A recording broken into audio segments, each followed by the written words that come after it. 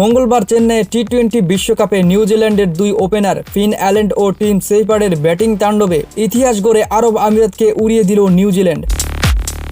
কোনো উইকেট হারানো ছাড়াই আরব আমিরাতের দেওয়া 174 রানের লক্ষ্য মাত্র 16তম ওভারের মধ্যেই পূর্ণ করল নিউজিল্যান্ড। ফিন অ্যালেন ও সেইফার্ড জুটি গড়ল 175 রানের, যা এখন পর্যন্ত টি-20 বিশ্বকাপে যে কোনো উইকেটের সর্বোচ্চ রানের জুটি হিসেবে রেকর্ডে নাম লিখিয়েছে।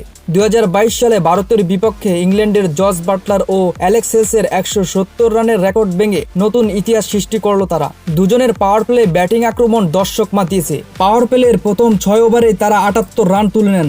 মাত্র 23 বলে সেইফার্ড করলেন 50, যা নিউজিল্যান্ডের জন্য আন্তর্জাতিক টি-20তে যৌথভাবে দ্রুততম অর্ধশতক। আগের ম্যাচেও আফগানিস্তানের বিপক্ষে 50 করেছেন তিনি।